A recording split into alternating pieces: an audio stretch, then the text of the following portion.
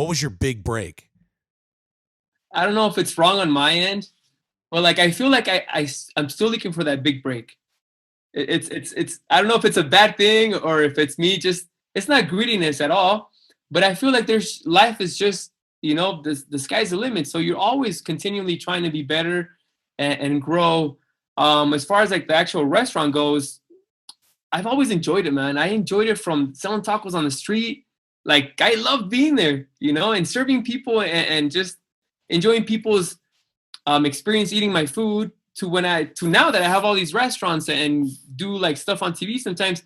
I enjoy every bit of it, man. The trials, the difficult times, the break. It's like a small little breaks that I small little victories that I really enjoy, man.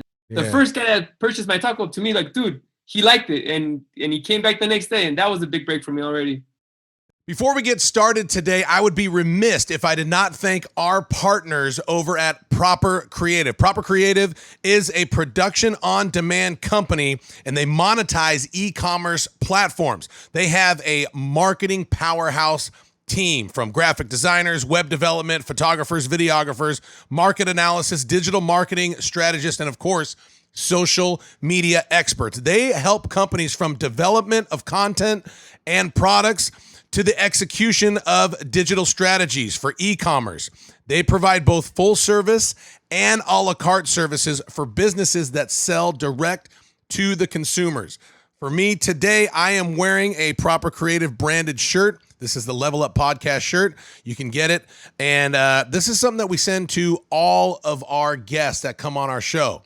Our partners send them a gift package, and it's brought to you by Proper Creative. Thank you so much. You can follow them on social media, Instagram primarily, at PROPR Creative. Again, they're an LA-based company, so they do things a little bit cooler than most. They spell proper, PROPR Creative. Follow them on social media, Instagram, and give a shout out. Thank you so much, again, to our brand partners, Proper Creative.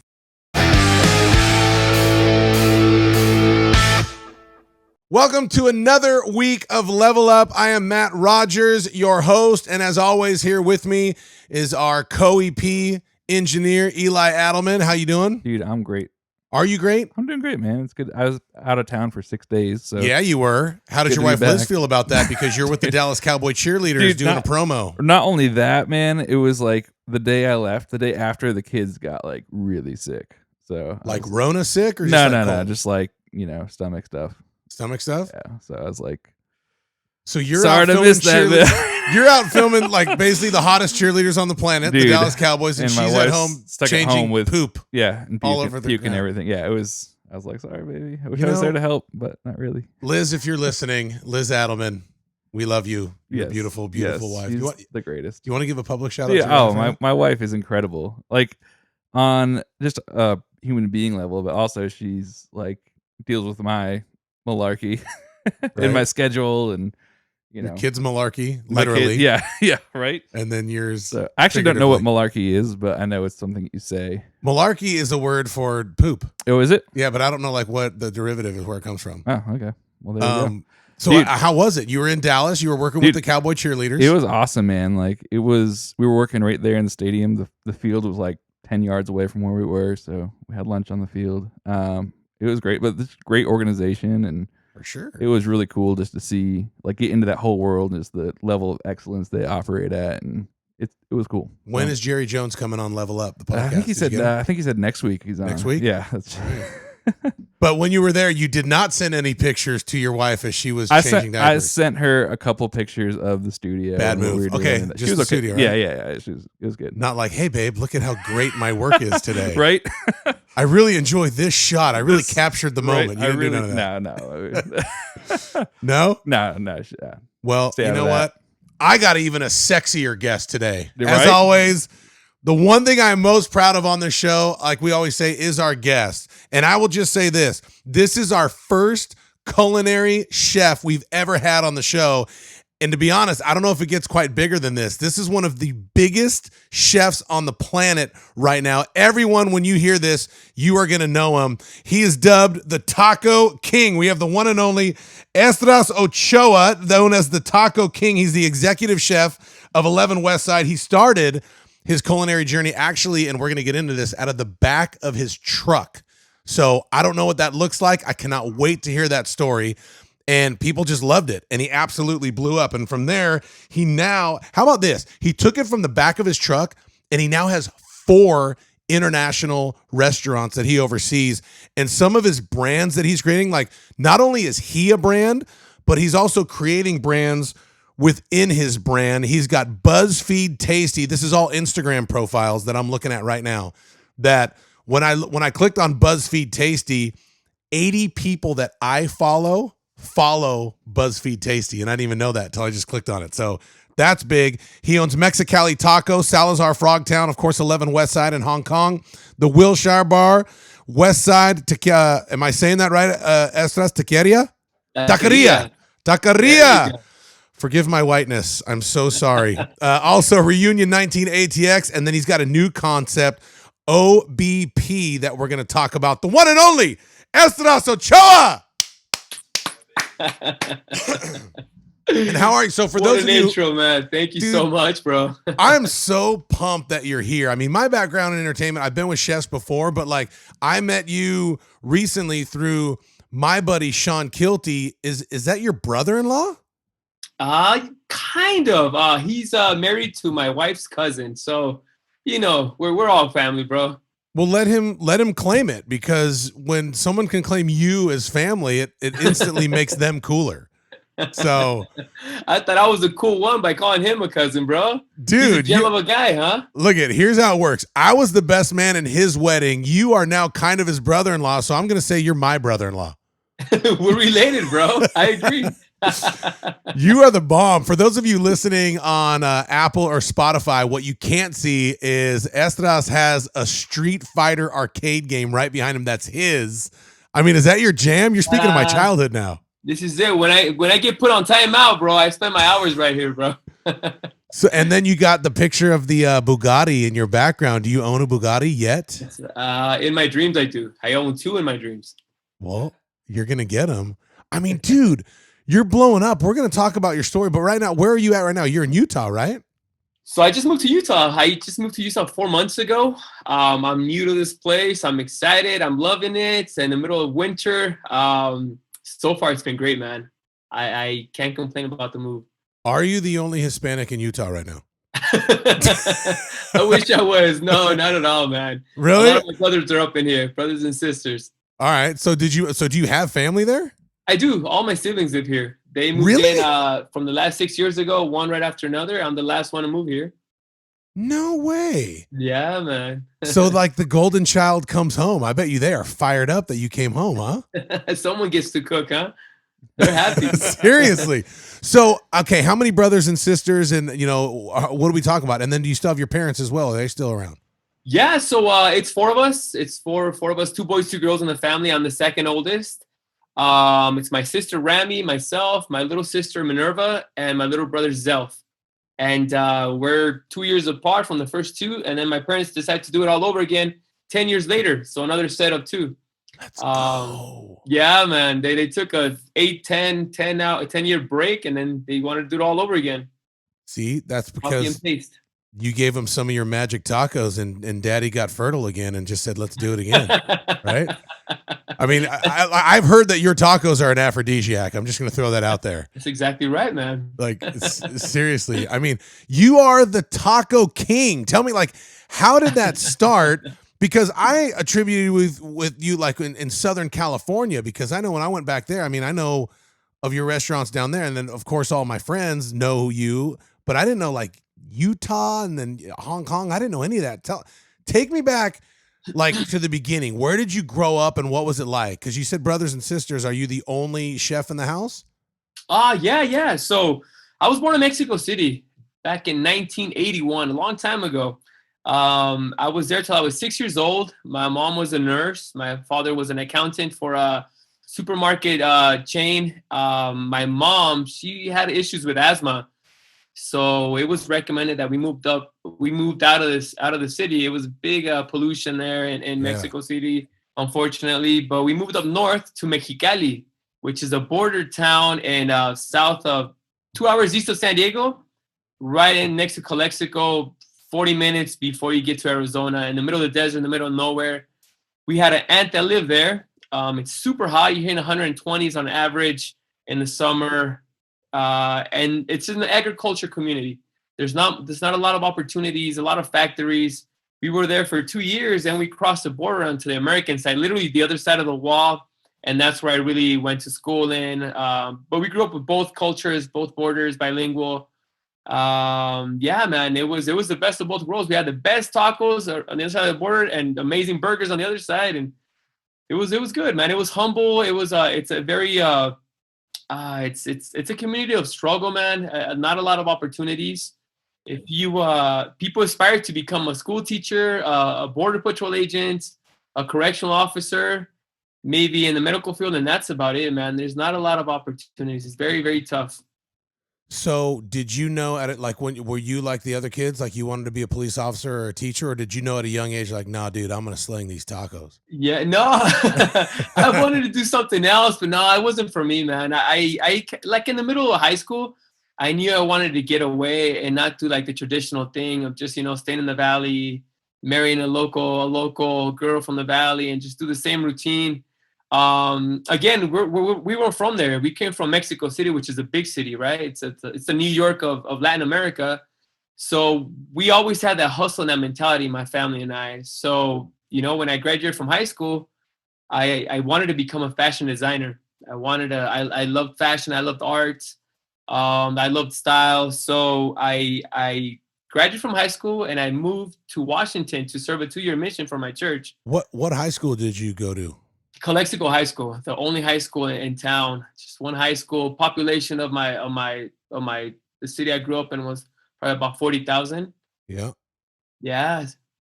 Wow. So, and you moved to Washington to go on your mission because you're Mormon, correct? Correct. Yes, I am. Okay, so tell me about that, and forgive my ignorance, but most of my Hispanic friends are either Christian or Catholic. Correct. You are the only Hispanic Mormon I've ever heard of in my life. Was that common down where you lived? You know what? It's more common than you think. There's a lot of members of the church in Mexico. I would say, if I'm not mistaken, it's probably like the second country with the most members of the church outside of the United States is Mexico. And so is Latin America.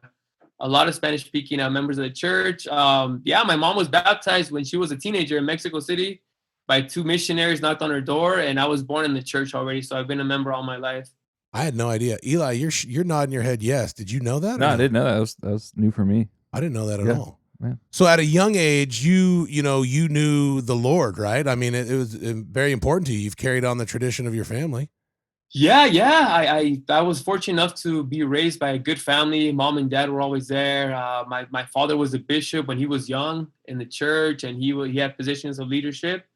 And yeah, like I was very fortunate, man. Like no swearing in the house. I never saw my dad drink or smoke, or the only thing that we had that wasn't like the most Mormon, like we watch rated R movies sometimes, Oh my gosh. I know, right? Outside of that, we were pretty clean, man. What's your favorite movie of all time?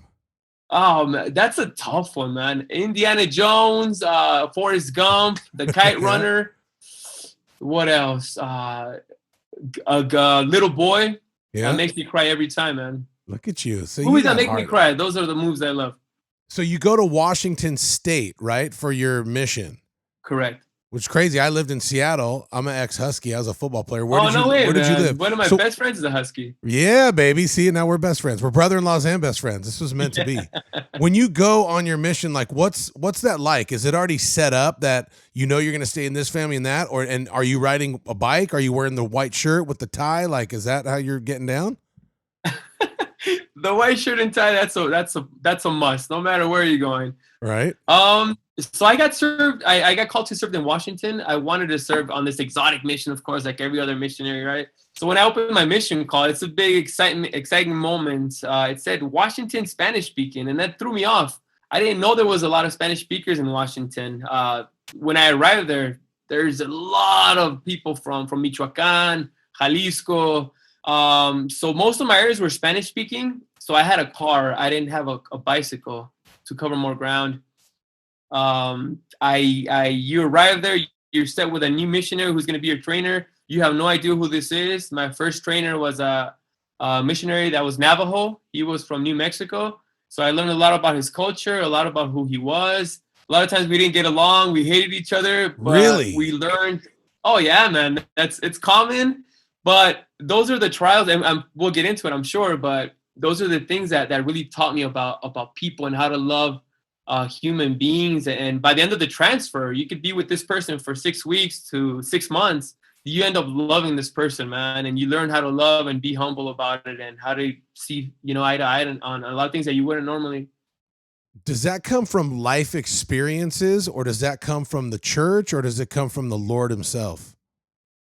I think it's a little bit of all three, man. I think all three.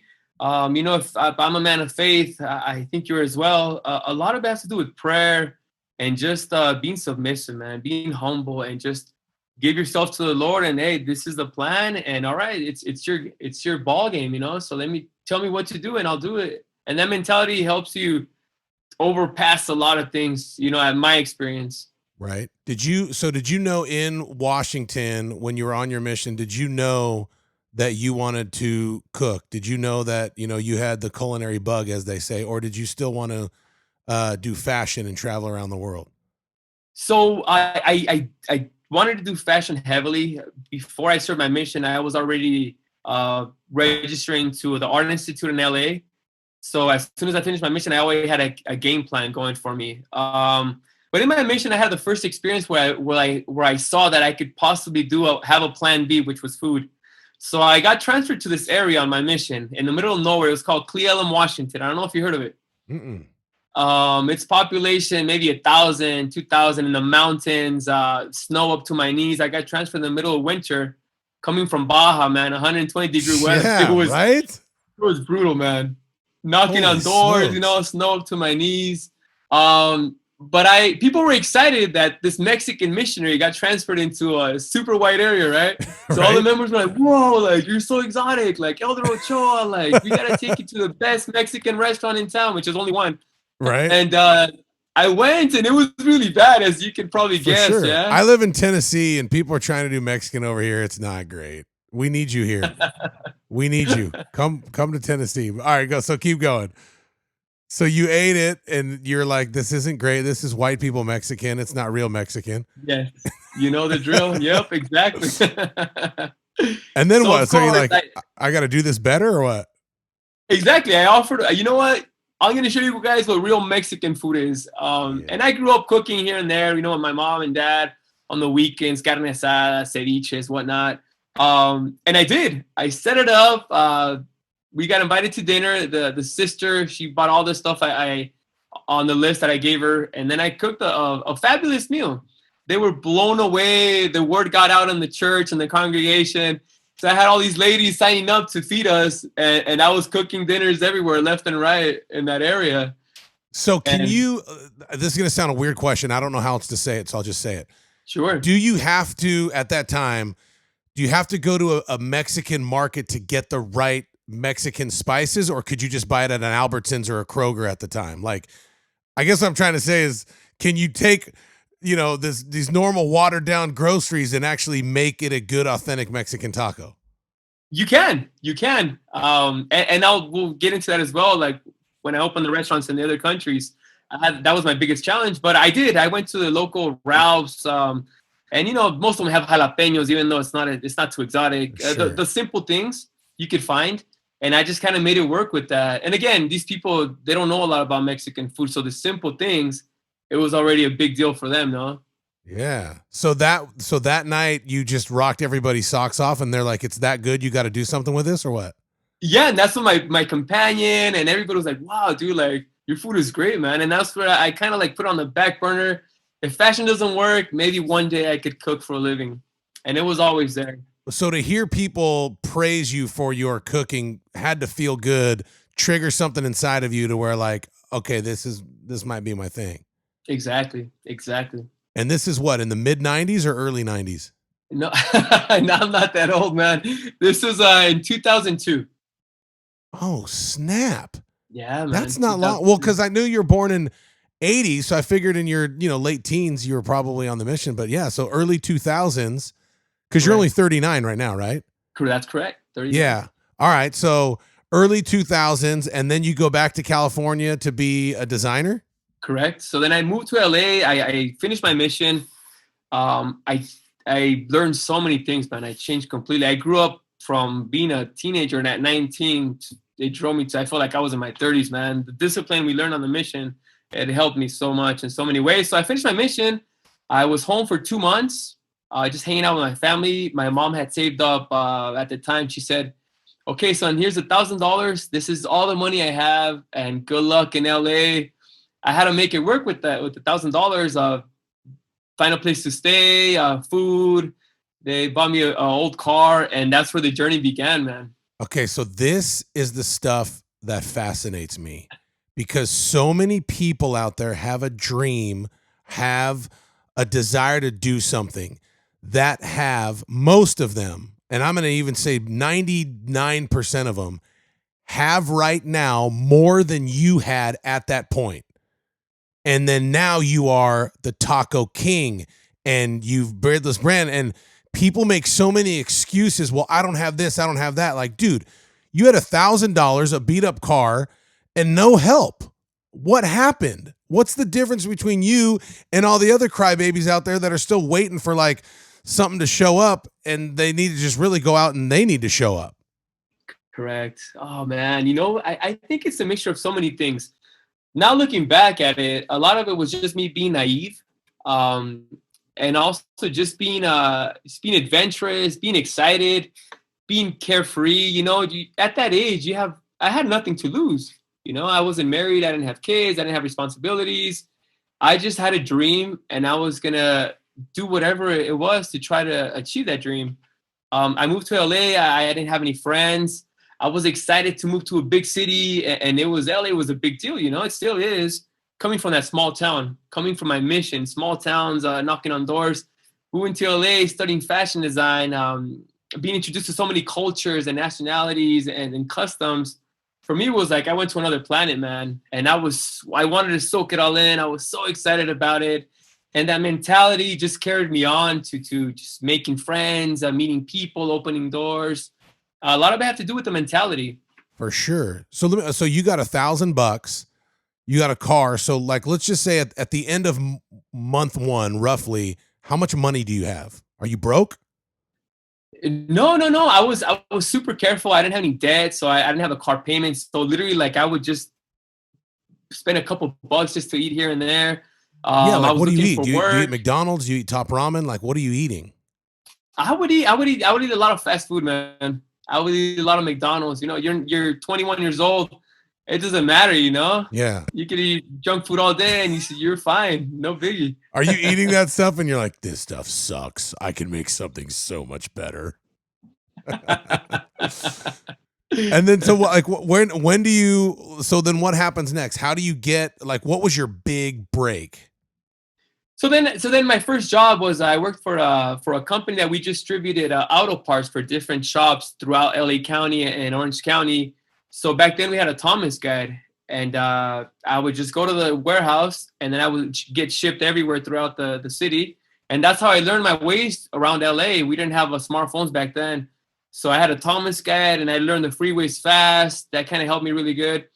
And while I was working, I was going to school full time as well. And then I was getting paid minimum wage. It was barely enough I rented a room for rent in some random house in El Monte.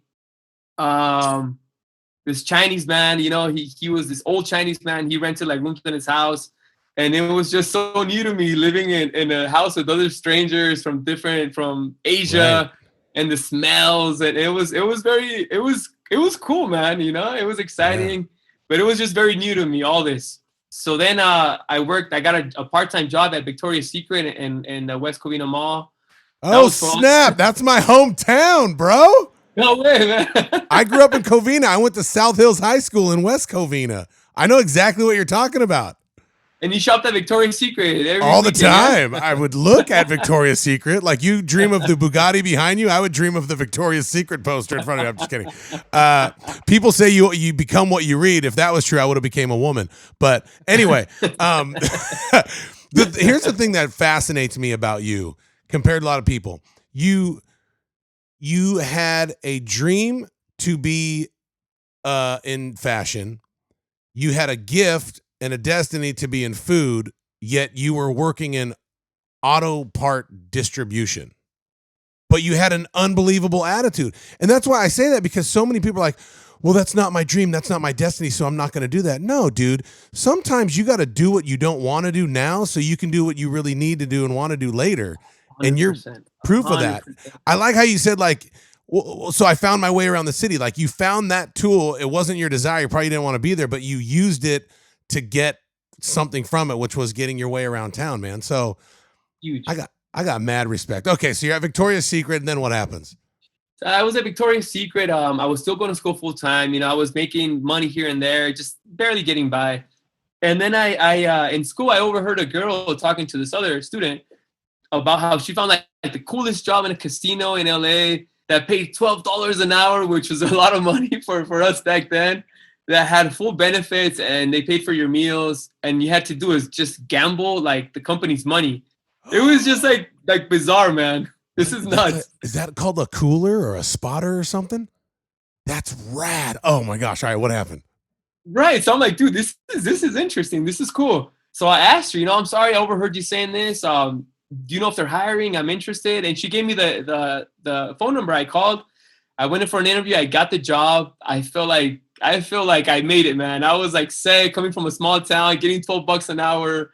You know, it was a big What deal. casino was it?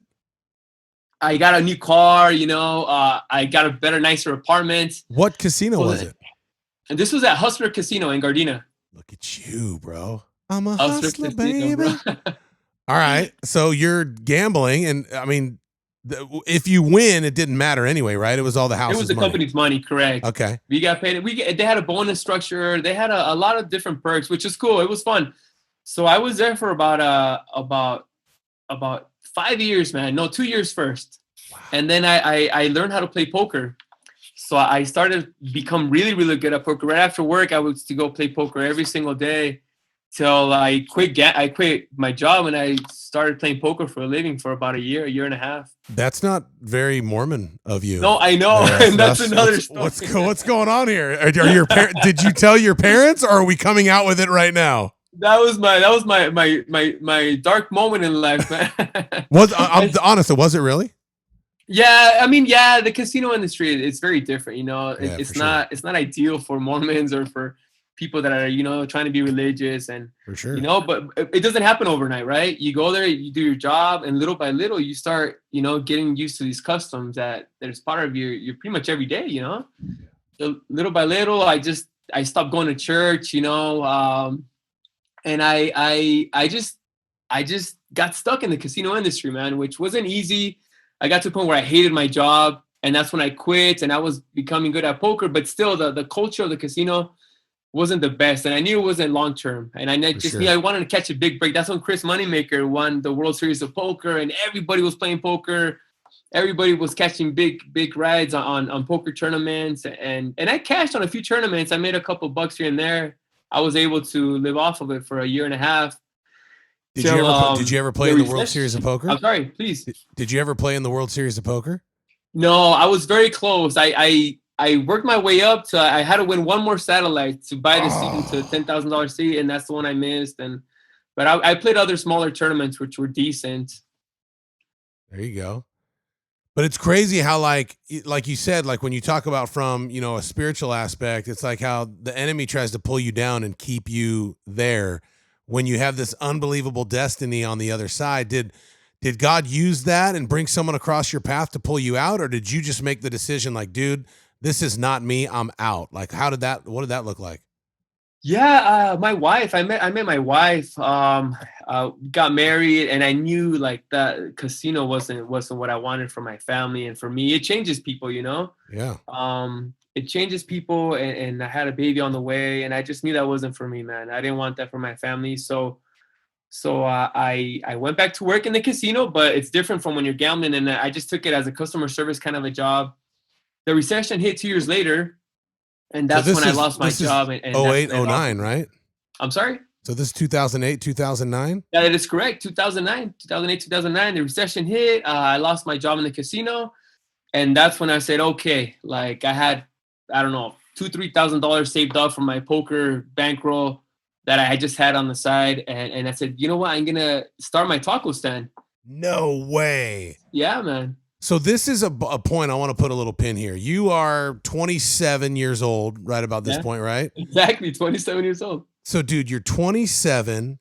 You just come out of a pretty dark place compared to where you're grown up, and you don't have a lot of money. You have a young wife. You have a baby on the way, and then now is where your destiny starts. Because if you look at you today, I mean, dude, you're on your second season of your Netflix show. You have 4 international restaurants. Like, it's like, dude, if the you today could go back and speak to the 27-year-old you probably would have never believed yourself of where you ended up. Man. And that's so awesome how it works. And this is why I do this podcast. I can't wait to hear right now what happened next. So what happened next? So, I said, I wasn't bummed out that I lost my job, man. I saw it as an opportunity, like, because sometimes we get too comfortable, yeah? Like the casino industry, like it's not the best, but you have your solid paycheck, you're set, you're comfortable, but I drastic things have to happen in your life in order for you to open your eyes. That's what happened to me. Losing the job was the best thing that could happen to me because it pushed me to start this crazy dream of mine, yeah, to sell food. I didn't have the money to open up a restaurant. I didn't have proper training to go ask for a job in a fine dining restaurant. I said, you know what? But I can make a taco, and I can make a darn good taco. And based on what people in LA like, I think my taco could go toe to toe with any taco in the city. And I did that, man. That's exactly what I did. So give me details. What does that look like? Like, do you have like a pickup truck and you just make tacos? Like, what did you do? How do you? Because you don't have enough money to buy a food truck, right? No, like no way. That was beyond the dream to have a real food truck. No, man. So I did my homework. We used to eat tacos on the streets a lot. Everybody has eaten a taco from a street vendor in East LA, Boyle Heights, West Covina, you name it. Mm-hmm. I did my homework. I went to a taco stand that was near my house, and I would park like maybe a block away, and I would sit there for 2-3 hours, and I would do my homework. I said, okay, this guy sells the tacos for $1. Sodas are $1. Everybody eats about 5 to 6 tacos. He's got like 15 people every half an hour. This guy's making this much. So then I did all my homework. I would write this stuff down, take notes. I would look for corners in the area. How can I get a permit? I found out you can't get a permit. It's illegal. So then I said, you know what? I'm going to set up on another corner away from this guy. It's a beautiful parking lot in downtown LA. I know how much meat costs now. I made my research for wholesale, for tomatoes, peppers, tortillas. And I know how much my profits will be if I make this much. So I went to my parents and I told them about my crazy idea. My dad thought I was nuts. He says, you didn't move to LA. You didn't go to fashion school, which I graduated and I had a major in it and everything. And now you want to sell tacos on the street illegally? Like, you're crazy, son. What are you talking about? Right? My mom, she's always on my side. She said, you know what? Just let him. He's young. He's crazy. Just let him try it. If it doesn't work out, then he'll figure something out. So I did. I sold my Honda Civic. And I used that money, it was like $4,000 as a down payment on a Dodge Ram. And then I went to Costco, and with the money that I had saved up, it was like $2,500. I bought a grill. I bought the foldable tables and chairs. I bought like coolers and the first batch of food. So I set up. I spent like, I don't know, $2,500, and I bought so much food. I thought I was gonna be slammed from day one. And the first night I was there for like 10 hours, man, from like 7 p.m. till like 5 in the morning because of the clubbing scene I wanted to get for that crowd. Yeah. And I sold like 50 bucks, man. And I was destroyed. No. I was devastated. I was like, dude, I just spent $400 in meats, avocados, salsas, all this work to make 50 bucks. And I said, why? I'm going to try it again. Was it because no one knew who you were? Or exactly. It's one thing I never thought about, right? I thought that, okay, you just do a taco stand, everybody in the world comes. No, man, you have to, gain people's confidence. People have to try your food and word of mouth. It's got to take time. It's not overnight. I was a nobody, right? I tried it again. I made like $70 the next night. But the thing that kept me going and faith was in my product. I knew it was good. And everybody that went to the taco stand said it was the best tacos they ever had. Reason being was that the taco at the time in LA was just one style. It was the little tortillas, yep, corn, the white corn, store-bought, carne asada with salsa verde, roja, cilantro, onions. That's it. Yep. I remember that because that's what I grew up on. How were your tacos different from those? So the taco that I grew up in was very, very different. This is Mexicali style. This is Baja style.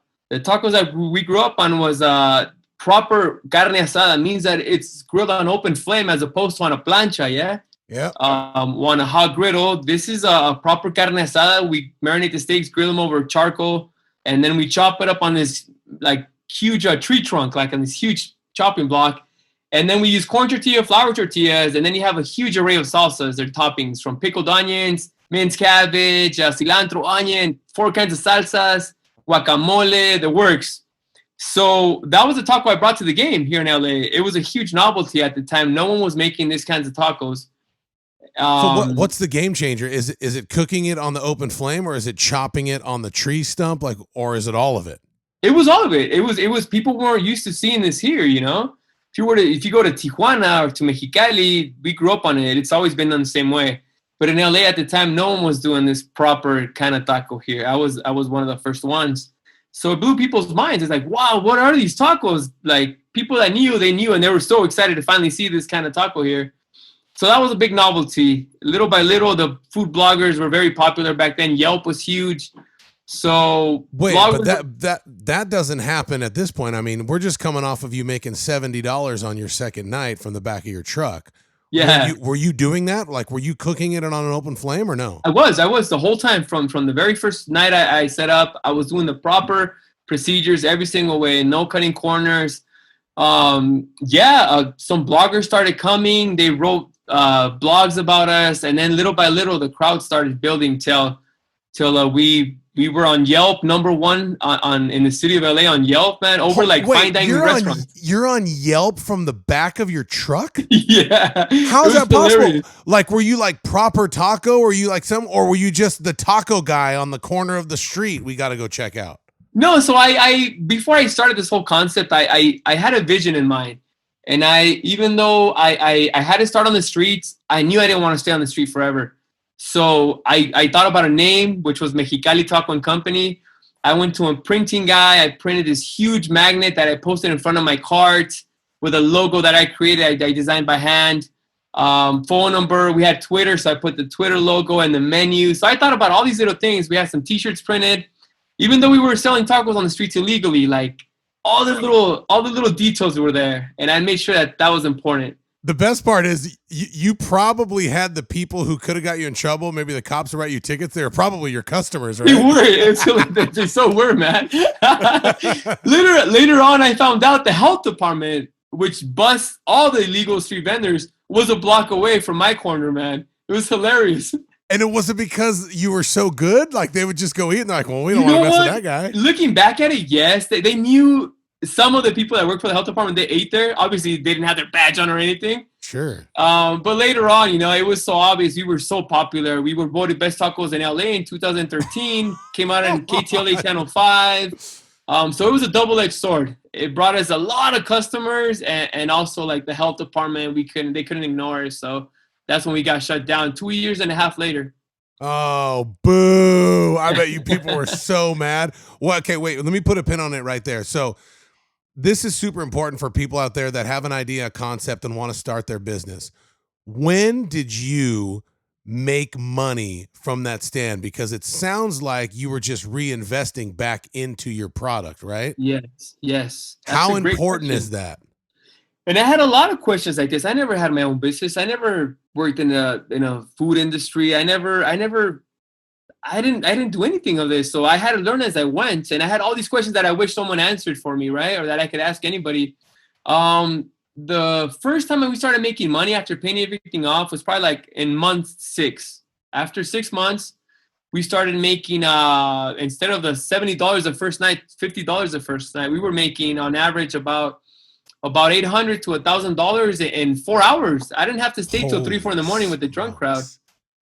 By the time I got busted by the health department, sorry? Did you still service the drunk crowd? Stay around for the drunkies? No. I in the beginning we had to deal with all them because we had to get our customers and make our sales.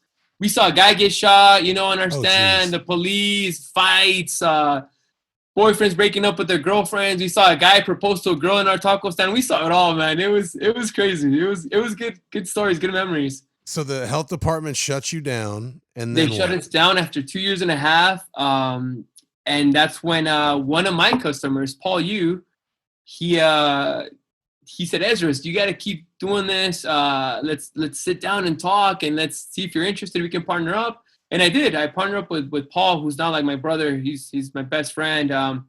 We teamed up and we opened our first brick and mortar right there in Chinatown, quarter mile from the original corner. So all of our customers were happy. They got this kind of food all day long, every day. So Paul Yu went from your customer to your partner, Correct. and you opened a taco stand in Chinatown. This was a brick and mortar. That was our first official brick and mortar after 3 years of the first night of me selling tacos. Wow. Yeah, I saved up like $30,000 cash. Just like I had like this wad of like $100 bills from 2 years, and Paul put in like another $65,000-$70,000, and that's how much it cost to open up our first legitimate restaurant with all the equipment, all the permits, and everything. You didn't go to a bank and get a loan? No, man, we self-financed it. Wow. That's mad respect right there. Look at you. You feel that, huh? You like Awesome, man. self-finance it.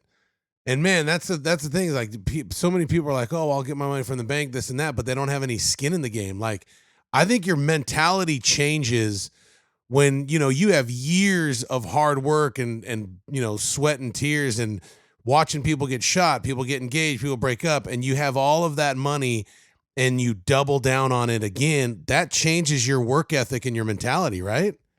100%, man. And you touched on this earlier, how you might go through these moments in your life previously that you subconsciously you're not thinking about it, but they teach you a lesson as you go. The driving job, yeah, it taught me a lot of things about the city and how to get around and what neighborhoods are safe, what are not, how to get by. The casino job, it taught me about that. About like you see people walk in there with $50, they walk out of there with $10,000. They just have that mentality like, dude, I'm all in, I'm doubling down. Sometimes it doesn't work out, but it taught me a lot, that all these different jobs that I had. So when I opened up my taco stand, how to like be fearless, how to have faith in what you're doing. Every step of the way was a lesson to be learned to where I am today. Still now I learn stuff all the time. 2 questions. First question is, what was the biggest life lesson ever learned in your life? Like maybe it was that low point that you're like, something's got to change and you learned, or what was your big life lesson that you learned throughout this whole journey? Oh man, I would say on my mission. Really? It was the first time, man, where I was shaken up, and a lot of things were opened up to me, in my eyes, in my life, and it changed me completely. What happened? So I grew up LDS, yeah, I grew up Mormon. And you're raised just thinking like, okay, this is a true church, this is the Book of Mormon's true, this is what we do. You're like, okay, yeah, I guess that's what we got to do, right? So then I go on to my mission. The very first night, I was scared to death, man. I was like, wow, I'm gonna spend 2 years of my life, prime years, 19 to 21. Well, all my friends are going to college, partying and doing all the cool, fun stuff. I'm gonna spend 2 years of my life dedicating myself to God that I never met, I never seen, preach about the Book of Mormon, which, about Joseph Smith and all these things that we learn. Like, dude, I'm not sure, man. Like, I don't know if this is a place like I need to be, or I'm not even sure if it's really true. Like, my parents say it's true and everybody says it's true in church, but I don't know, man. Like, I started to doubt and I was scared for my life, man. So I remember I got on my knees, and I prayed like I never prayed before. Like the biggest intent ever, and I was crying just because I was pleading to God, like I don't know if this is where I should be, and please let me know. And that's where I gained this huge answer, man. Like the Spirit felt so strong, and I saw everything clearly, and literally like I heard him in my ears just saying, Esdras, this is where I need you to be, and it's true, and you have to give it your all, and you will be blessed because of it. So that was the first time I really heard God or heard the Lord and felt His Spirit. And from there on, man, I wasn't scared about anything. I just went on and just took day by day and happy and enjoy life and just try to share that with other people. So that's a powerful question that I always ask people is like, how do you know that God's real? Is it because your parents told you, or what did God do for you? Did you have an experience? And my pastor says a man with an experience is never at the mercy with a man that has an argument. And you had an experience. Like, no one can take that away from you. It doesn't matter who doubts. Like, you're like, no, I was there and God spoke to me. Like, Exactly, so it doesn't man. really matter what anyone else says. My question to you would be like, okay, God, the Holy Spirit definitely visited you in that moment. Do you think it's because it's a Mormon thing or a religious thing, or do you think it's just because God wants to talk to his kids and he uses the Holy Spirit to do that? Because I feel like, for me, like so many different religions wrap around God, where God just wants to love his kids, right? Like, and talk to us, and we Couldn't matter. agree more, man. I couldn't agree more, man. 1,000,000%. I think the subject of religion, I think it's a subject, but like we all come from the same place, man. And God loves us equally, and like you said, like he wants to talk to his children. Think about your immediate parents and your siblings. Like, I know my parents get pretty upset when I don't call them like after 3-4 days, and they're like, son, we miss you. Like, dude, we love you. And like, how you been? Like, please call us, Imagine God, like he wants to hear from us. He wants to guide us. He wants to show us his love through our trials and through tribulations sometimes, but it's for our well-being, regardless of what you believe in church. Even if you go to church or not, if you believe in something else, he still loves you the same, you know? And the thing too that, and I have, my son's got a, Bible study with his friends and stuff. And the one thing is they feel like when they do screw up, they feel so guilty that they kind of run away from God and not to him, because they're like, oh, well, God's not going to hear my prayer. And it's interesting that happened to you. And then it wasn't till after that happened that you did go to that dark place where you were in the casinos and you kind of walked away from God. So it's still possible to have these experiences, walk away from God, but he's always calling us back, because look at you now, right? I mean, your relationship with the Lord's probably never been stronger, right? Yeah, a lot better, man. Oh yeah, 100 times. Tell me about, that was the other thing I want to ask you, your big break. So now back to your story is you and Paul just opened this brick and mortar in Chinatown. When did you know, like, oh, dude, we have something, like this is going to be huge and we need to open another one and another one? Like, what was your big break? Man, that's a tough one, because I don't know if it's wrong on my end, but like, I feel like I'm still looking for that big break. It's I don't know if it's a bad thing or if it's me, it's not greediness at all, but I feel like life is just, the sky's the limit. So you're always continually trying to be better and grow. As far as like the actual restaurant goes, I've always enjoyed it, man. I enjoyed it from selling tacos on the street. Like, I love being there, and serving people and just not having a food permit and just enjoying people's experience eating my food, to now that I have all these restaurants and do like stuff on TV sometimes. I enjoy every bit of it, man. The trials, the difficult times. It's the break. It's like a small little breaks that I small little victories that I really enjoy, man. But a big break where you just say, okay, this is it. I felt like that when I opened, when I sold my first taco, I felt a break. Yeah. The first guy that purchased my taco, to me, like, dude, he liked it, and he came back the next day, and that was a big break for me already. It's funny to hear you say, I don't think I have my big break now, because you own and you're partner with how many restaurants right now? So I have different partners for different concepts, but I'm part of 9 concepts. So you own or are a part of 9 separate concepts, and you're on one of the hottest food shows on Netflix called The Final Table. It's in its 2nd season, and yet you still haven't got your big break. I love it. Tell us about The Final Table on Netflix, because it's big, man. That was a life-changing experience, man. Just like all the other smaller victories, all the other smaller things I've done, it all changed my life. Working with such talented chefs, I was scared for my life. I was actually against the show. When the producers reached out to me, I said, you know what? I'm sorry, I'm not the right guy for the show. I make some good tacos, and I know my salsas, and I know my tortillas and my moles and my enchiladas, yeah?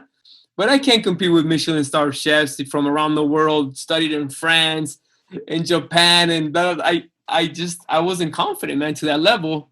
And a friend of mine, she was a friend of the producer, and they told her, like, you have to convince Esdras. We need him for the show.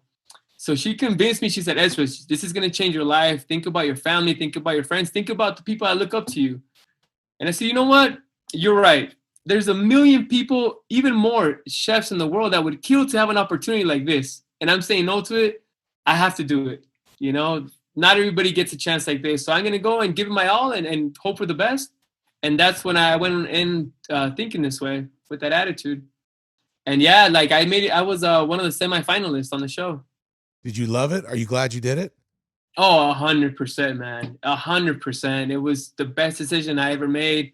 It opened so many doors for me because of that. A lot of the restaurants I was able to open because of that. The reach I had with people that are looking for opportunities. I've employed a lot of people, so many people, you know, that I was able to reach because of this show.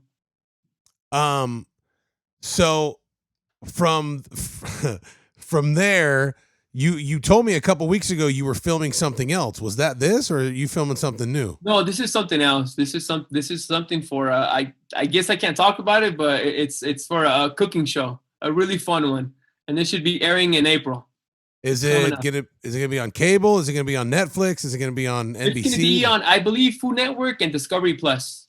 Woo! Yeah, so I'm excited. This was fun. It was a fun production. Spoiler alert. Okay, so what can you tell us about the show? I can say that it's gonna be very fun. You must watch it, and you will enjoy it absolutely. Because people can follow you on Instagram, and I watched a couple videos where you're with some of the other chefs. You're like, we're filming, we're on the set. So we know you're in production with something. Something's going on. Yeah. What about, so tell me about your family now. You're back in Utah with the family, mom and dad, wife and kids, brothers and sisters. Everyone's there. So my parents are still in Baja, actually, the same small town where I grew up in, Calexico.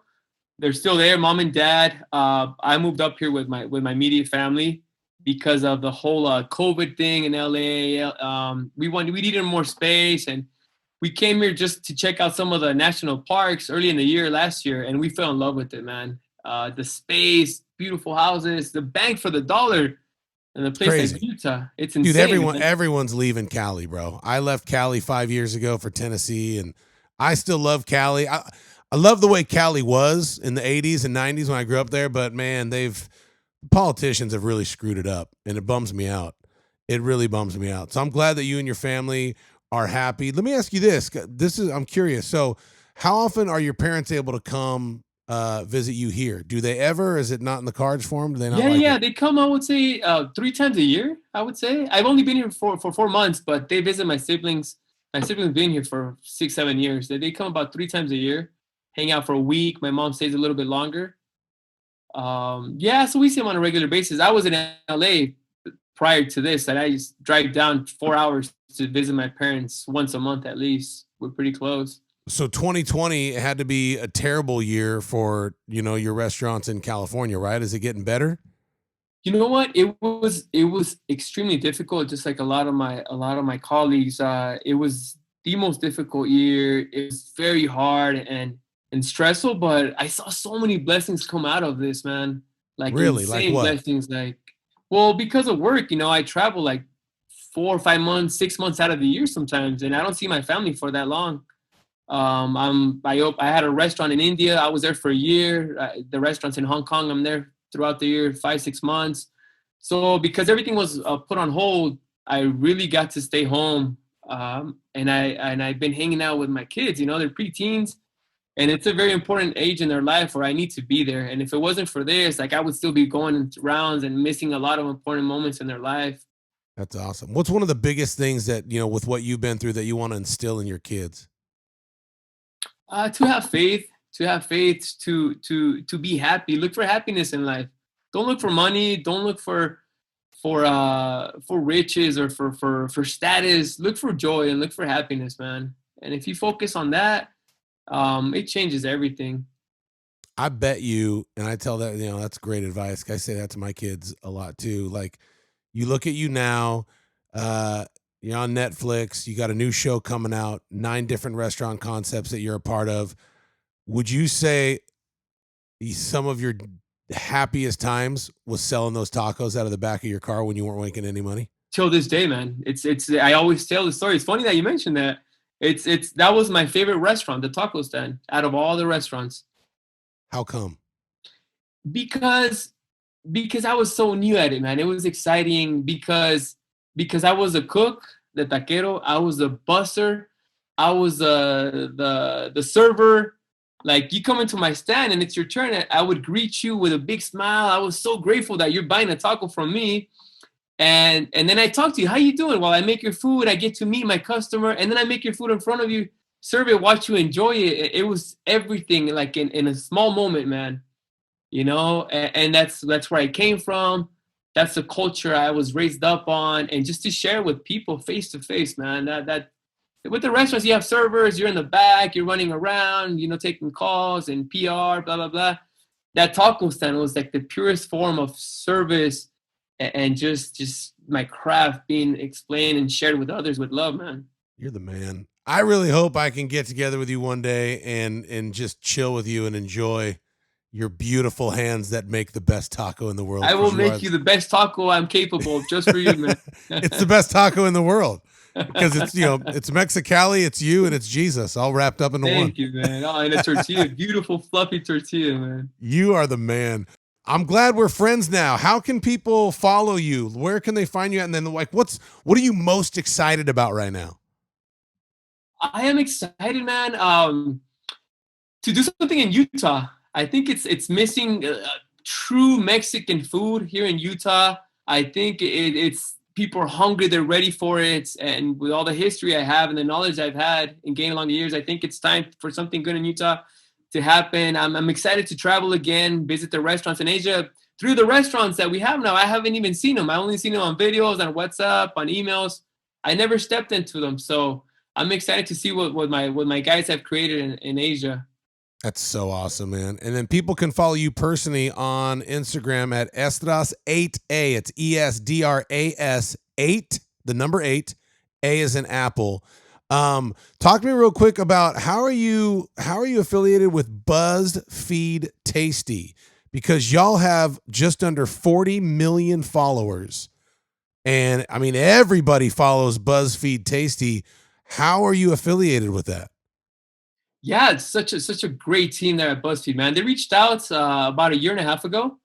They're like, Chef, we like your content. We like what you do. We like your personality. We would like to know if you're interested in being part of the team and doing some content for Tasty.